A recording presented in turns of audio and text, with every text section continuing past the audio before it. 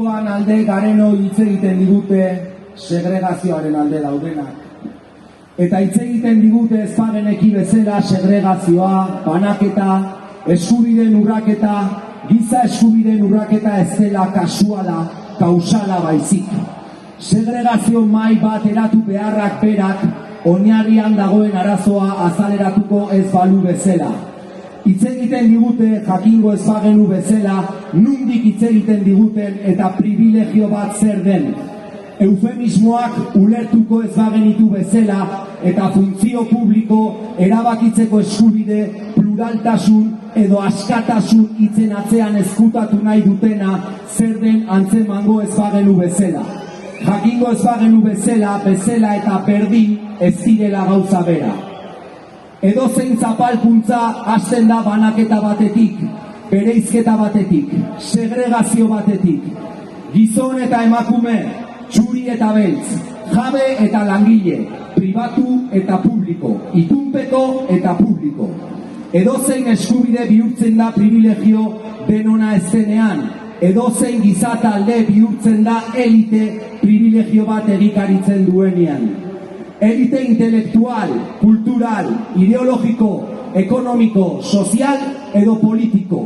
Hitz egiten digute eliteak ez balira bezala, eta kosta ala kosta bere privilegioi eusteko ahaleginetan arituko ez balira bezala. Herri oso baten etorkizuna hipotekatuko ez balute bezala. Hitz egiten digute azkenak aurrenak izango direla diotenek, edo egun osoa herrigintzaz edo nazioaz diardutenek. Aurreneko eta azkenekoen artean bereiziko gaituen herri baten eraikuntza onartzeko prest bageunde bezala. Baina guk badakigu, batek gose diraueno ez garela asetuko, eta beste bat loturik deino ez garela libre izango. Askatasunik gabe, berdintasunik ez dagoen bezala, berdintasunik gabe ere ez dagoelako askatasunik. Zapaltzailerik gabe zapalkuntzarik ez dagoen bezala, onuradunik gabe ez dagoelako kalteturik.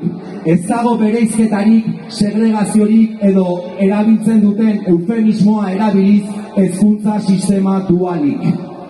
Gure haserrea eta ezinegona ez lirateke horrenbestekoak izango, abentura privatizatzaile hau bere kabuz eta bere baliabide propioekin abiatuko balute. Baino vampiroen moduan gainontzekoen odola behar dute bizirauteko, eta Dracula bera baino zaharragoa den estrategia ilun bezin egoista bat erabiltzen dute. Etekinak privatizatzen dituzte kostuak publifikatuz. Robin Hood baino alderantziz, guztiona dena lapurtzen dute gutxi batzuen artean banatzeko. Guk bezalaxe, eliteek ere badakite hezkuntza dela persona berdin eta askez osatutako gizarte bat eraikitzeko baliabide garrantzitsuena. Guk bezalaxe badakite gurean hezkuntza sistema euskaldun publiko bat eta bakarra dela hau bermatu dezakeena. Badakite badakigula eta badakigu badakitela. Euren privilegioi eustea lehenesten dute ordea jasangaitzak zaizkigun klase ezberdintasunen gainetik edo hauei esker. Segregazioa ez delako kasuala, kausala baizik.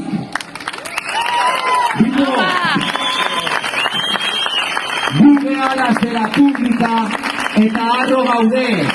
Ez gehalako inor baino gehiago, baino esan ozean demontre gutxiko ez dare. Eskubide denen jabe, denak denen pare, berdintasuna zorutazuta be, baldintza material berberak denontzat, baldintza material berberak denontzat baldintza gabe, berdin kolore genero sinismen iritziedo abizen, ezin duzagume bat behar ez danak abitzen, altxonan parte bat dagokiota ez daukanai ezen.